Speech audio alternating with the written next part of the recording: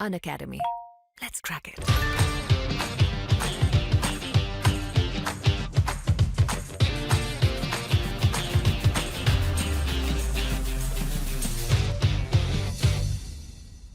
चलिए अब हम देखने वाले हैं मध्य प्रदेश में परिवहन एवं संचार के बारे में, यानी कि जो ट्रांसपोर्ट है और कम्युनिकेशन है उसके बारे में हम यहाँ पे बात करेंगे।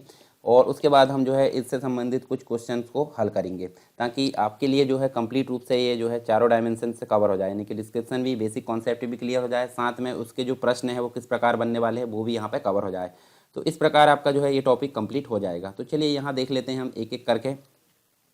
पहली बात करें हम परिवहन की, तो परिवहन के साधन को देखने से पहले परिवहन की बात करते हैं, यानी ट्रांसपोर्ट की बात करते हैं यहाँ पे। तो मध्य प्रदेश की बात करें तो यहाँ पे संरचनात्मक जो सुविधाएं है उसकी दृष्टि से यातायात जो है, यातायात मार्गों एवं परिवहन जो संसाधन है उनका विशेष महत्व माना जाता है।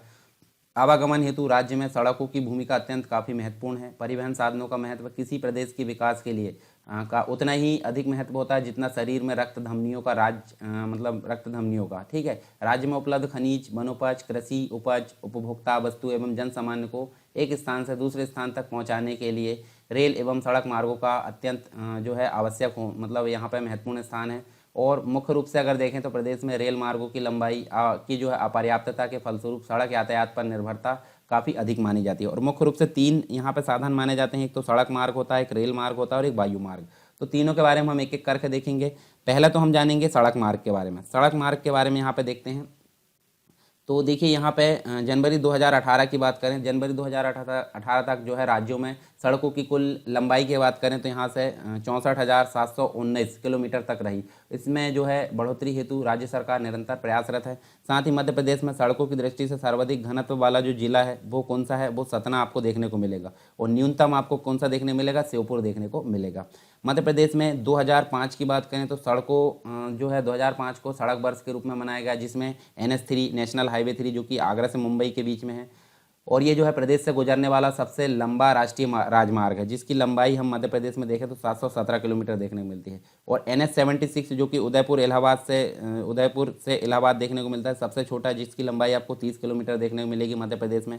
नेशनल हाईवे 7 जो कि वाराणसी से कन्याकुमारी तक देखने को मिलता है, प्रदेश का दूसरा सबसे लंबा राष्ट्रीय राजमार्ग है, जिसकी प्रदेश में लंबाई 511 है। और प्रदेश में लोक निर्माण विभाग के साथ साथ प्रधानमंत्री ग्रामीण सड़क योजना के अंतर्गत राज्य में विभिन्न श्रेणी के मार्गों का निर्माण किया जा रहा है। तो ये बेसिक चीज़ें हमको देखने को मिलती है सड़क मार्ग के तहत। इसके अलावा आप देखिए बहुत सारी चीज़ें यहाँ देखने को मिलती है, जैसे राष्ट्रीय राजमार्ग है, राज्य राजमार्ग है, जिला मार्ग है, ग्रामीण मार्ग है, ये सभी देखने को मिलते हैं।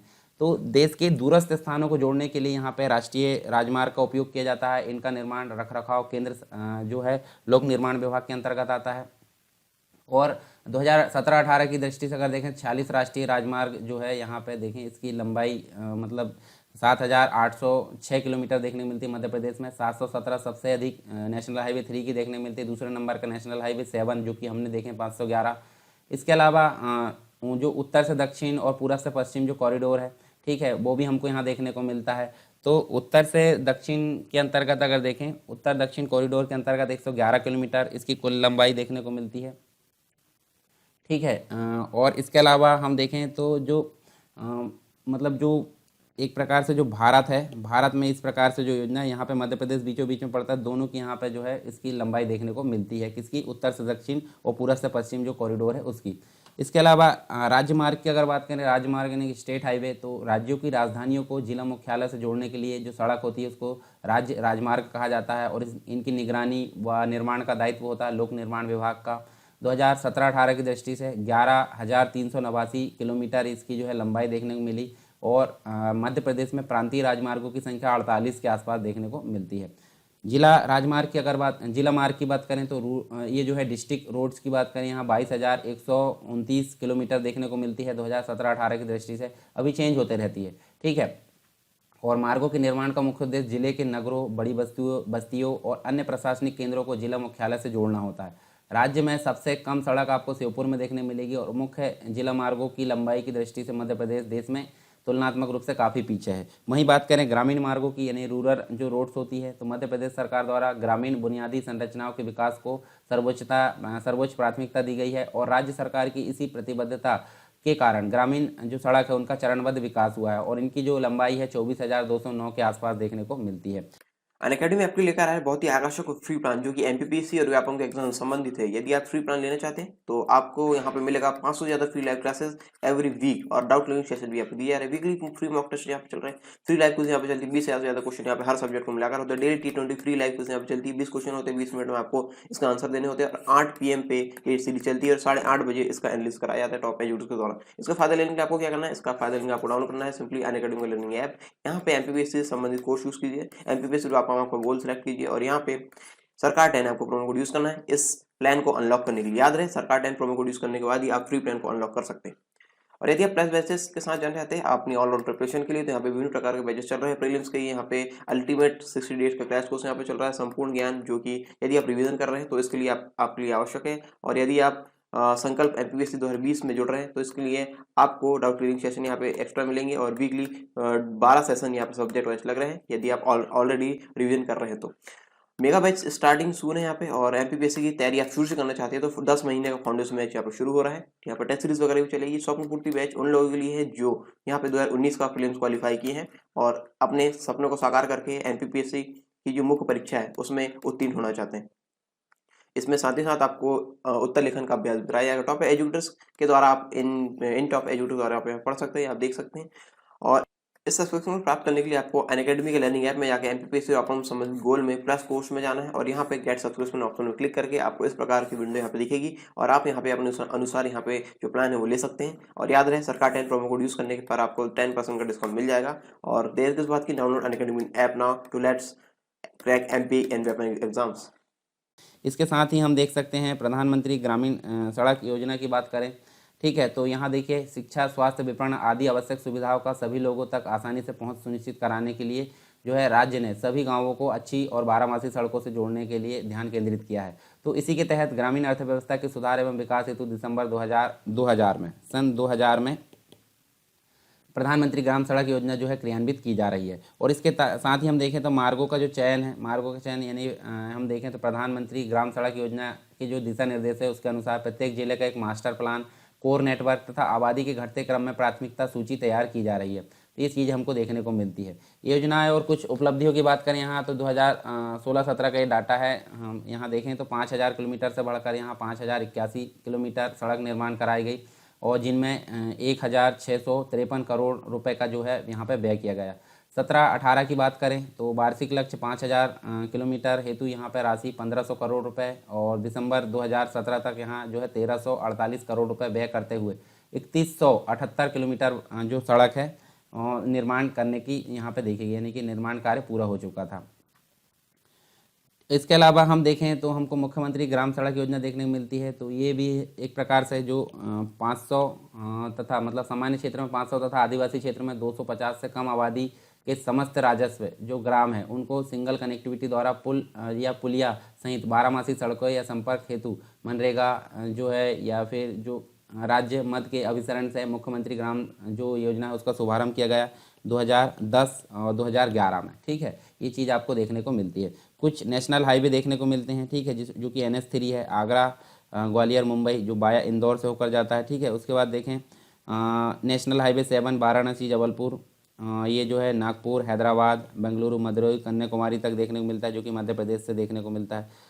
नेशनल हाईवे 12 जबलपुर भोपाल जो कि आपको कोटा इससे देखने को मिलता है। फिर 12A Jabalpur Chilpi national highway 12AX आपको जबलपुर झांसी देखने मिलेगा। उसके अलावा आपको देखिए नेशनल हाईवे 25 लखनऊ कानपुर झांसी शिवपुरी से देखने को मिलेगा मध्य प्रदेश के अंतर्गत। नेशनल हाईवे 26 लखनऊ जो झांसी लखनऊ सागर से देखने को मिलेगा। 26AX आपको कहाँ देखने मिलेगा, सागर बीना। 26B नरसिंहपुर सावने। 27 आपको इलाहाबाद मध्य कवाट। 59 आपको अहमदाबाद झाबुआ धार इंदौर से देखने को मिलेगा। 59A इंदौर बैतूल।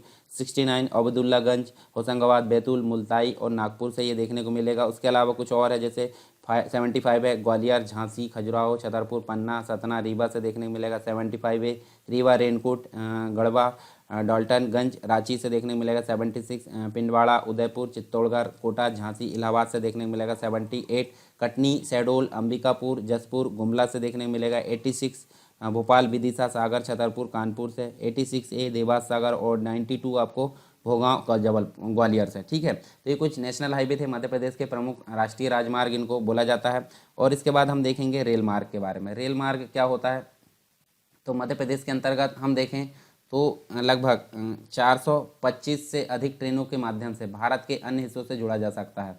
और प्रदेश में रेल मार्गों की कुल लंबाई आपको कितनी देखने को मिलती है, 5,992 ने 6,000 के आसपास अगर देखें तो ये देखने को मिलती है। भारतीय रेल के कई प्रमुख मंडल मध्य प्रदेश के अंतर्गत यहाँ देखने को मिलते हैं। ठीक है, और जो मध्य रेलवे के अंतर्गत मतलब जो आपको देखने को मिलेगा, पश्चिम मध्य रेलवे का जो मुख्यालय जबलपुर में देखने को मिलेगा। इसके अतिरिक्त मध्य रेलवे के अंतर्गत बुरहानपुर, खंडवा, पश्चिम रेलवे के अंतर्गत इंदौर, उज्जैन, देवास, ये सारे देखने को मिलते हैं। ठीक है, अलग अलग प्रकार से। तो यहाँ देखिए प्रदेश से होकर जाने वाले जो प्रमुख रेल मार्ग है, जैसे दिल्ली रतलाम, नागदा मुंबई, दिल्ली आगरा ग्वालियर, भोपाल इटारसी मुंबई, मुंबई इटारसी जबलपुर कटनी इलाहाबाद, दिल्ली मुंबई बीना, भोपाल इटारसी हैदराबाद चेन्नई, उसके बाद मुंबई इटारसी जबलपुर कटनी कोलकाता, ये प्रमुख रूप से प्रदेश से होकर जाने वाले प्रमुख रेल मार्ग है। पश्चिम मध्य रेलवे के बारे में जाने तो रेल मंत्रालय भारत सरकार द्वारा 4 जुलाई 2002 को औपचारिक रूप से पश्चिम मध्य रेलवे का गठन करने की सूचना जारी की गई और स्थापना आपकी इसकी जो है 1 अप्रैल 2003 को देखें। हेडक्वार्टर इसका मुख्यालय जबलपुर में देखने मिलेगा। और पश्चिम मध्य रेलवे जोन का जो गठन है मध्य रेल के जबलपुर तथा भोपाल मंडल एवं पश्चिम रेल के कोटा को मिलाकर यहाँ पर किया गया। इसके साथ ही हम देखें वायु मार्ग की यानी कि एयर रूट की बात करें तो मध्य प्रदेश में जो वायु परिवहन है उसका प्रारंभ आपको 1948 में देखने को मिलता है। 1948 यानी कि 26 जुलाई 1948 में इस समय जो है सर्वप्रथम इंदौर से ग्वालियर, दिल्ली तथा मुंबई के लिए विमान सेवा प्रारंभ की गई। इसके अतिरिक्त सतना, नीमच, पचमढ़ी, पन्ना तथा खंडवा में हवाई पट्टियाँ उपलब्ध है। और प्रमुख रूप से यहाँ 5 हवाई अड्डे देखने को मिलते हैं, जो कि भोपाल, खजुराहो, ग्वालियर, इंदौर और जबलपुर में देखने में। 2 अंतर्राष्ट्रीय हवाई अड्डे आपको भोपाल में और एक इंदौर में देखने मिलेगा, जिनका नाम है एक तो राजा भोज है और एक देवी अहिल्याबाई अंतर्राष्ट्रीय हवाई अड्डा है। फिर कान्हा किसली जो नेशनल पार्क है मध्य प्रदेश का एकमात्र सबसे बड़ा, जहाँ पर आपको हवाई पट्टी की सुविधा देखने को मिलेगी, एकमात्र जगह ये। खजुराहो पर्यटन स्थल है जहाँ पे वायु सेवा से जुड़ा हुआ है। इंडियन एयरलाइंस जेट एयरवेज की विमान सेवाएं भी यहाँ पे उपलब्ध है। ठीक है, इसके अलावा हम देख सकते हैं कुछ संचार सेवाएं यानी कि कम्युनिकेशन सिस्टम। तो विज्ञान एवं तकनीकी, ज्ञान प्रसार एवं जनसंचार के रूप में उनका जो व्यवहारिक रूप से प्रयोग राज्य के आर्थिक, प्रशासनिक एवं सामाजिक प्रगति का आधार बन चुका है। दूरभाष है, ठीक है, डाकघर है, दूरदर्शन है, रेडियो तथा समाचार पत्र संचार एवं जनसंचार के माध्यम से यहाँ देखने को मिलते हैं। दूसरा होता है डाकघर। डाकघर यानी पोस्ट ऑफिस की बात करें तो इसकी शुरुआत आपको 1837 में देखने को मिलती है। 1837 में हुई थी। और मध्य प्रदेश में संचार सेवा की जो सेवा क्षेत्र की सुव्यवस्थित रूप से शुरुआत 1 अप्रैल 1962 में होती है। ठीक है, नागपुर का मतलब इसमें डाकतार परिमंडल नागपुर का गठन करके हुई थी। 1965 में परिमंडल के मुख्यालय को नागपुर से भोपाल स्थानांतरित किया गया और 15 जुलाई 2013 से संपूर्ण देश में जो सेवा है वो समाप्त कर दी गई ये वाली। दूरसंचार सेवा की अगर बात करें तो मध्य प्रदेश में 1974 की बात करें 1974 में की गई थी। 1999 में वर्चुअल कार्ड कॉलिंग सेवा की शुरुआत की गई। इंदौर यह सेवा पाने वाला दिल्ली एवं मुंबई के बाद भारत का तीसरा शहर है। सबसे पहला 1856 में भोपाल व जो जबलपुर है उसमें टेलीफोन सुविधा उपलब्ध कराई गई।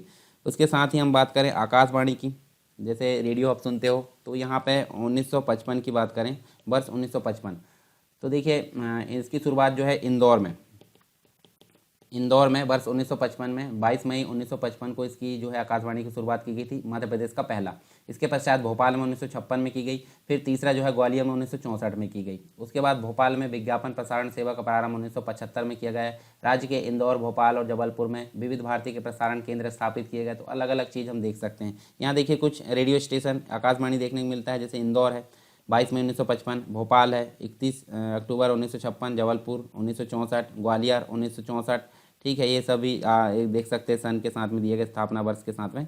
छतरपुर आकाशवाणी आपको देखने को मिलेगा 7 अगस्त 1976। सागर की बात करें तो 1993। तो ये कुछ बेसिक चीज़ें थी। उसके बाद हम देख लेते हैं एक और चीज़ आपको देखने मिलेगी जिसका नाम है दूरदर्शन। और दूरदर्शन क्या होता है, टीवी वगैरह आप जो देखते हैं पहले जो चैनल चलते थे, हालांकि अभी तो डिश टीवी वगैरह बहुत सारी सुविधाएं आ गई है।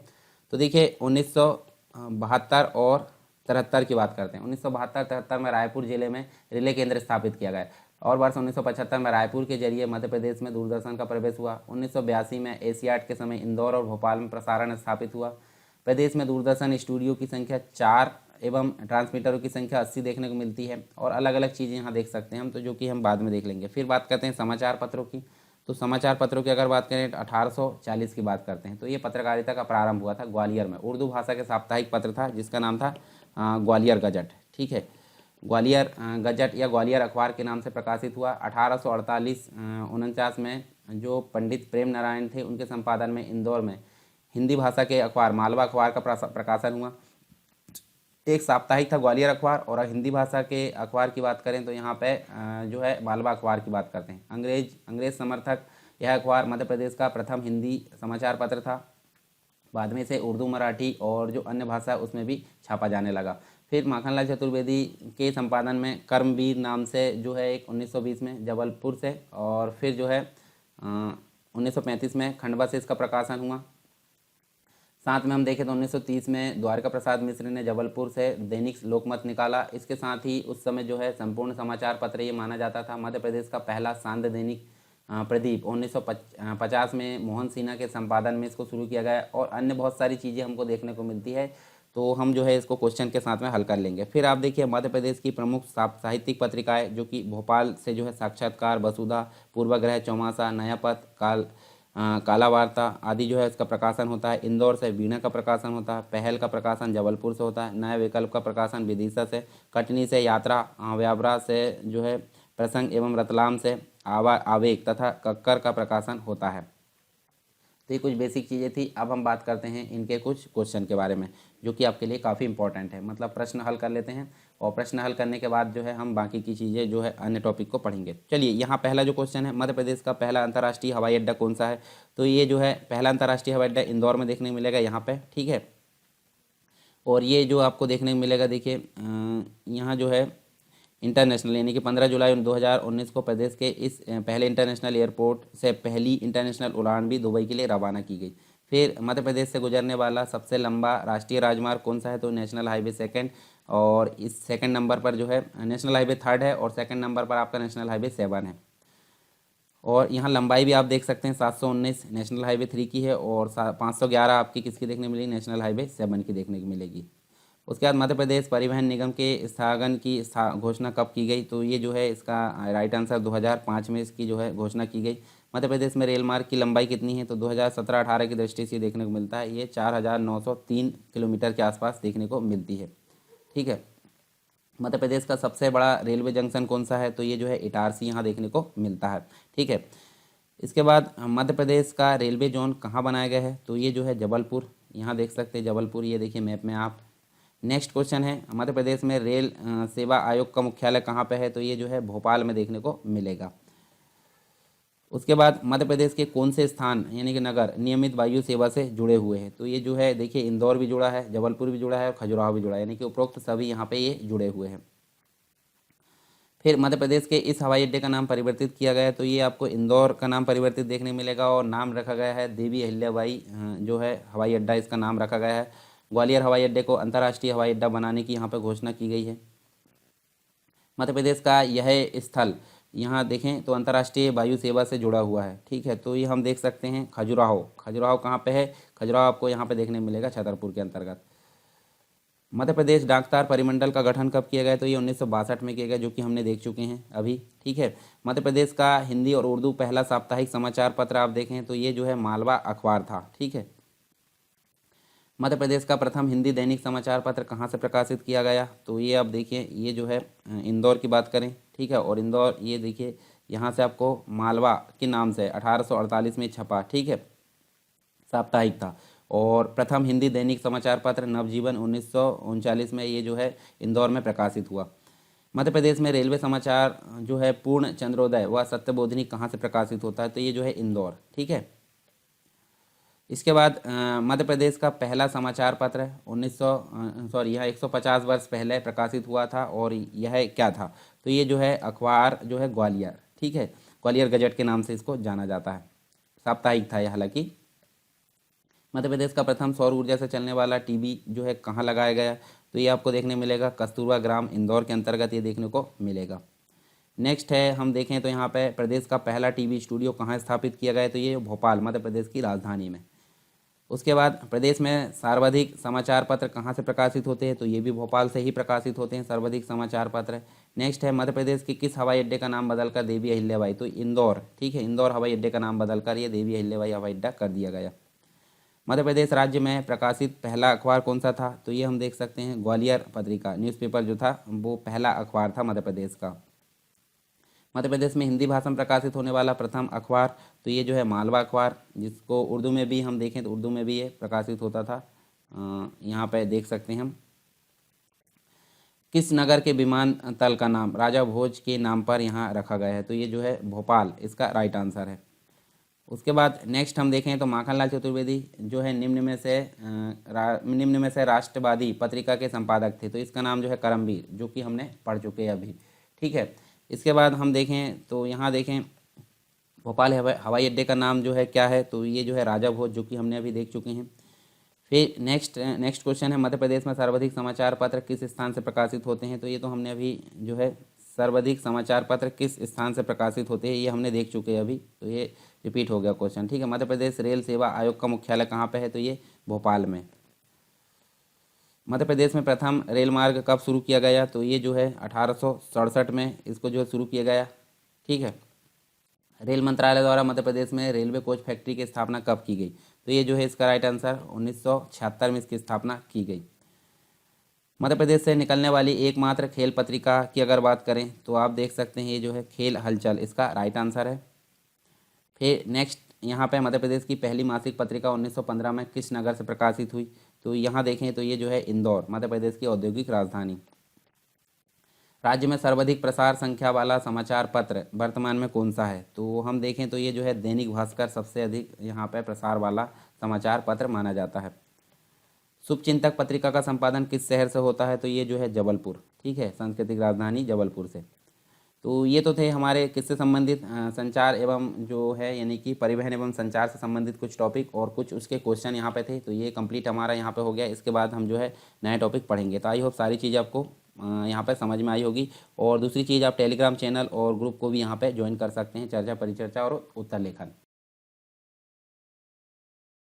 अनअकैडमी आपके लेकर आया है बहुत ही आकर्षक फ्री प्लान जो कि एमपीपीएससी और व्यापम के एग्जाम से संबंधित है। यदि आप फ्री प्लान लेना चाहते हैं तो आपको यहाँ पे मिलेगा 500 से ज़्यादा free live classes every week और डाउट क्लियरिंग सेशन भी आपको दिया जा रहा है। वीकली फ्री मॉक टेस्ट यहाँ पे चल रहे हैं, फ्री लाइव क्विज यहाँ पे चलती है, 20 से ज़्यादा क्वेश्चन यहाँ पे हर सब्जेक्ट को मिलाकर होता है। Daily T20 free live quiz यहाँ पे चलती है, 20 क्वेश्चन होते हैं, 20 मिनट में आपको इसका आंसर देने होते हैं और 8 PM पे ये सीरीज चलती है और 8:30 बजे इसका एनालिसिस कराया जाता है टॉप एजुकेटर्स के द्वारा। इसका फायदा लेने के लिए आपको क्या करना है, इसका फायदा लेने आपको डाउनलोड करना है सिंपली अनअकैडमी लर्निंग ऐप। यहाँ पे एमपीपीएससी से संबंधित कोर्स यूज कीजिए, एमपीपीएससी आपका गोल सेलेक्ट कीजिए और यहाँ पे सरकार 10 आपको प्रोमो कोड यूज करना है इस प्लान को अनलॉक करने के लिए। याद रहे सरकार 10 प्रोमो कोड यूज करने के बाद ही आप फ्री प्लान को अनलॉक कर सकते हैं। और यदि आप प्लस बैचेस के साथ जाना चाहते हैं अपनी ऑल राउंड प्रिपरेशन के लिए तो यहाँ पे विभिन्न प्रकार के बैचेस चल रहे हैं। प्रीलिम्स के यहाँ पे अल्टीमेट 60 डेज का क्रैश कोर्स यहाँ पे चल रहा है, संपूर्ण ज्ञान, जो कि यदि आप रिवीजन कर रहे हैं तो इसके लिए आपके लिए आवश्यक है। और यदि आप संकल्प एमपीपीएससी 2020 में जुड़ रहे हैं तो इसके लिए आपको डाउट क्लियरिंग सेशन यहाँ पे एक्स्ट्रा मिलेंगे और वीकली 12 सेशन यहाँ पे सब्जेक्ट वाइज लग रहे हैं यदि आप ऑलरेडी रिवीजन कर रहे हैं तो। मेगा बैच स्टार्टिंग सून है यहाँ पे और एमपीपीएससी की तैयारी आप शुरू से करना चाहते हैं तो 10 महीने का फाउंडेशन बैच यहाँ पे शुरू हो रहा है। यहाँ पे टेस्ट सीरीज वगैरह भी चलेगी। स्वप्न पूर्ति बैच उन लोगों के लिए है जो यहाँ पे 2019 का प्रीलिम्स क्वालिफाई किए हैं और अपने सपनों को साकार करके एमपीपीएससी की जो मुख्य परीक्षा है उसमें उत्तीर्ण होना चाहते हैं। इसमें साथ ही साथ आपको उत्तर लेखन का अभ्यास कराया जाएगा टॉप एजुकेटर्स के द्वारा। आप इन टॉप एजुकेटर्स द्वारा आप पढ़ सकते हैं, आप देख सकते हैं। और इस सब्सक्रिप्शन प्राप्त करने के लिए आपको अनअकैडमी के लर्निंग ऐप में जाकर एमपीपीएससी और संबंधित गोल में प्लस कोर्स में जाना है और यहाँ पे गेट सब्सक्रिप्शन ऑप्शन में क्लिक करके आपको इस प्रकार की विंडो यहाँ पे दिखेगी और आप यहाँ पे अपने अनुसार यहाँ पे जो प्लान है वो ले सकते हैं। और याद रहे सरकार 10 प्रोमो कोड यूज करने पर आपको 10% का डिस्काउंट मिल जाएगा। और देर किस बात की, download Unacademy app now to let's crack MP and exams.